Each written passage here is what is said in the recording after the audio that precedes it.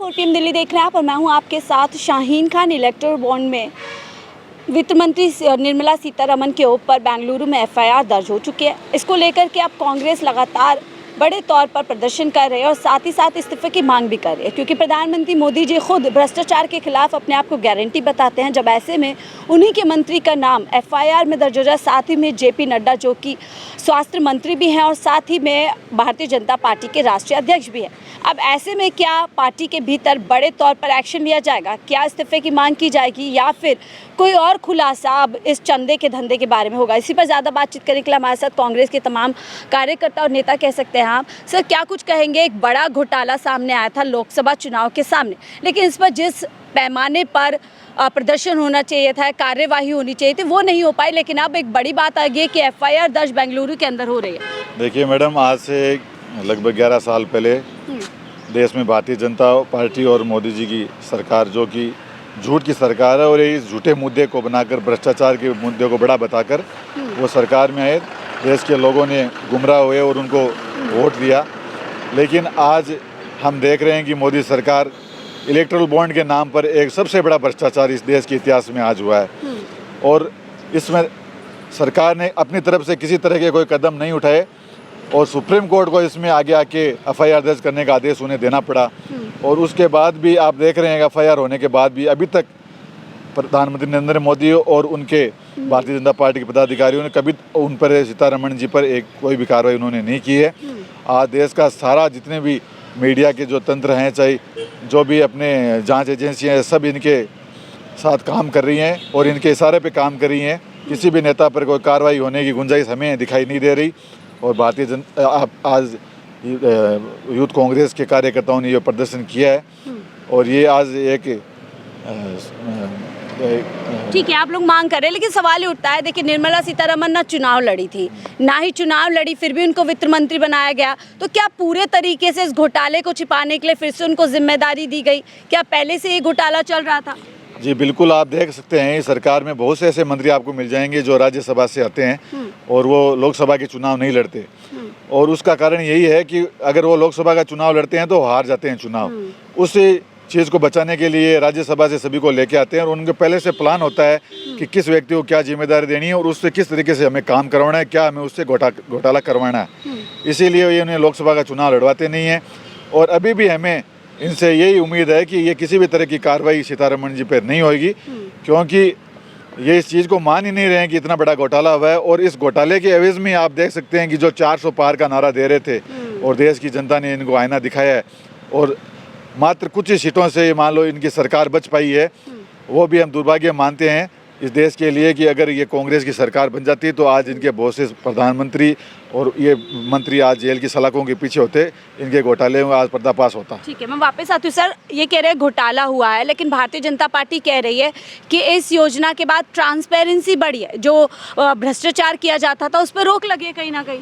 अभी नहीं से पूछा। देखिए, ये जो इलेक्टोरल बॉन्ड है वो जो संस्थागत भ्रष्टाचार है उसका बहुत बड़ा जरिया बन चुका है। आपने देखा होगा कि बहुत सारी ऐसी कंपनियां हैं जिनको इनकी तरफ से, CBI की तरफ से, ED की तरफ से नोटिस मिले कि आप पे कार्रवाई की जाएगी, आपके ये जो ट्रांजैक्शन है ये अवैध पाए गए हैं, और उन कंपनियों को नोटिस दिया गया। नोटिस देने के विथिन 1 वीक 2 वीक उन कंपनियों ने इलेक्टोरल बॉन्ड खरीदे और वो भारतीय जनता पार्टी के खाते में गए और उन कंपनियों पे किसी प्रकार की कार्रवाई नहीं की। तो ये एक इंस्टीट्यूशनल जो करप्शन है उसको इन्होंने लीगल करने का ये एक तरीका अपनाया, तरीका था लीगलाइज करने लेकिन अब जब ये मामला 2024 में लोकसभा चुनाव के समय आया, हमने खुद देखा कि मंत्री के पति ने कहा था, मंत्री जी के पति ने खुद कहा कि ये देश का नहीं दुनिया का सबसे बड़ा घोटाला है, फिर भी एक्शन नहीं हुआ। मैं निर्मला सीतारमण जी के पति हैं, उनको धन्यवाद देता हूँ कि उन्होंने अपनी पत्नी के मंत्री रहते हुए इतनी सच्चाई बोलने की हिम्मत करी, तो ये वो धन्यवाद के पात्र है। और जब उनके पति ये बात कह रहे हैं कि ये बड़ा घोटाला है, तो बाकी तो आपने उसमें लिस्ट में देखा होगा कितनी कंपनी है, कोविशील्ड बनाने वाली, कोवैक्सीन बनाने वाली कंपनी, जिनको एक ही कंपनी को पूरे देश का ठेका दिया गया था, उसने कितना चंदा दिया है। बाकी दूसरी बड़ी बड़ी कंपनियों को आप देख लीजिए। इस एफआईआर में भी एक कंपनी का नाम आया है जो दवाई की कंपनी है, और हम देख रहे हैं अभी पिछले दिनों कई दवाइयाँ अनलिस्ट हुई हैं जो गुणवत्ता का जो है अपना पूरा तरीके से जो बेंच होता है उसको पास नहीं कर पाई। तो क्या कोई कोरिलेशन लगता है आपको? देखिए, ये जो कंपनियां हैं, दवाई कोई भी दवाई होती है वो मार्केट में आती है, उससे पहले एक प्रोसेस होता है, उसका क्लिनिकल ट्रायल करना पड़ता है और उसमें काफ़ी लंबा समय लगता है। तो इन भारतीय जनता पार्टी की सरकार ने इन कंपनियों को बिना क्लिनिकल ट्रायल किए, उन कंपनियों को, इनकी सरकार थी, इनका स्वास्थ्य मंत्रालय ने उनको अप्रूव किया और ये मार्केट में आए और ये आम जनता के स्वास्थ्य के साथ में इन्होंने खिलवाड़ किया अपने निजी हितों के लिए। मतलब जो एक दवाई बहुत ड्रग्स जो है वो बहुत ही सब कुछ जुड़ा हुआ है क्या चंदे? ये आपस में ये पूरा एक नेक्सस है जो भारतीय जनता पार्टी ने इसको जो अवैध चंदा लेते हैं इसको लीगलाइज करने का एक नेक्सस बना रखा है। और माननीय सुप्रीम कोर्ट है, उन्होंने भी इस पे एक्शन लिया है। इन्होंने अपने तरफ से कोई कार्रवाई नहीं करी, तो लेकिन माननीय सुप्रीम कोर्ट के इंटरवेंशन के बाद भी सार्वजनिक नहीं किए जा रहे थे तमाम जितने भी डेटा थे इससे जुड़े हुए, तो क्या इसी को छिपाने की कोशिश की जा रही थी? आप देखिए, पिछले जब से भारतीय जनता पार्टी की सरकार बनी है मोदी 3.0, तो तीनों कार्यकाल में इन्होंने जो इंस्टीट्यूशन है उनको कमजोर करने का काम किया। आरबीआई को उन्होंने गाइडलाइन जारी की सुप्रीम कोर्ट ने कि आप 24 घंटे के अंदर इलेक्टोरल बॉन्ड दोगे। उन्होंने कहा कि हमें 3 महीने का टाइम चाहिए। फिर सुप्रीम कोर्ट की लताड़ पड़ी तो उन्होंने 24 घंटे के अंदर अपलोड कर दिए। तो अगर उनको 3 महीने का टाइम चाहिए था तब तो वो 24 घंटे में हो नहीं पाता। और अगर 24 घंटे में होने वाली चीज़ थी तो वो सरकार के दबाव में आरबीआई के गवर्नर ने इनको सार्वजनिक नहीं करना चाह रहे थे। ये तो क्या लगता है इसमें सिर्फ मंत्री जी शामिल है या पूरी भारतीय जनता पार्टी, और या फिर मोहरा बनाया जा रहा है मंत्री जी को? देखिए, मंत्री जी सिर्फ इसमें मंत्री जी शामिल नहीं है। मंत्री जी तो एक वित्त मंत्री है,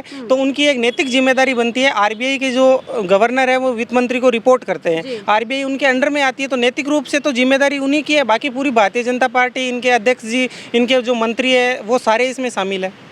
एफआईआर में बाकायदा जेपी नड्डा जी का भी नाम है? बिल्कुल, जेपी नड्डा जी का नाम आया, जो भारतीय जनता पार्टी के राष्ट्रीय अध्यक्ष है, स्वास्थ्य मंत्री है।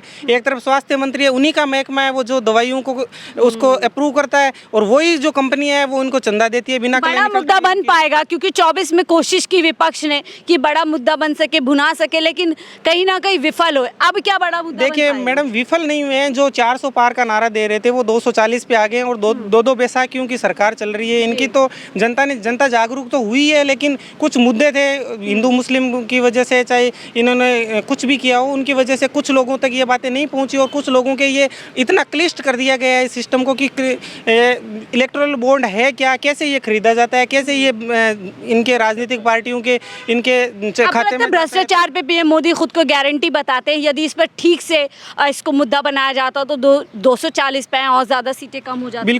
बिल्कुल कम हो जाती। मोदी जी सिर्फ भ्रष्टाचार पे बोलते हैं कि ये गारंटी है, ये थोते ढोल है जो बजने के हैं, सिर्फ कोई कार्रवाई नहीं करते हैं। कितने सारे इनके जो मंत्री हैं उन पे ये एफआईआर तो अब चलो अब हो गई, इससे पहले कितने आरोप लगे थे, लेकिन उन्होंने कोई कार्रवाई नहीं करी। ठीक है, नैतिकता के आधार पर आपको लगता है इस्तीफा देंगे? बिल्कुल, नैतिकता के आधार पे निर्मला सीतारमण जी को तुरंत इस्तीफा देना चाहिए, और जो इसमें शामिल है उन पे सब पे एफआईआर दर्ज होनी चाहिए। सिर्फ एक एफआईआर से काम नहीं चलेगा, सब पे एफआईआर होनी चाहिए, सबकी नैतिक जिम्मेदारी इसमें। बहुत बहुत शुक्रिया हमसे जुड़ने के लिए। तो निर्मला सीतारमण पर जो एफआईआर हुई है उस पर चर्चा कर रहे थे, क्योंकि ये मामला लगातार गर्माता जा रहा है और पूरा कनेक्शन लग रहा है। जिस तरीके से दवाइयों की बात सामने आती है, कई दवाइयाँ फेल हो जाती है, अपना जो क्वालिटी टेस्ट है वो पास नहीं कर पाती है, और इसके बाद से तमाम चीज़ें से सामने आई थी कि किस तरीके से चंदा लिया गया, धंधा दिया गया, धंधे के लिए चंदा दिया गया, तमाम चीज़ें अब एक्सपोज हो रही है। लेकिन देखने वाली बात होगी क्या प्रधानमंत्री मोदी जी जो लगातार भ्रष्टाचार के खिलाफ अपने आप को गारंटी बताते हैं, अपनी ही पार्टी के मंत्री के खिलाफ बड़ा एक्शन लेंगे? क्या खुद इस्तीफा देंगे या फिर अपने मंत्री का इस्तीफा लेंगे? देखने वाली बात होगी। बहरहाल आपकी क्या राय, हमसे जरूर साझा कीजिएगा। फिलहाल के लिए मुझे दीजिए इजाजत। आप देख रहे थे 4 PM दिल्ली।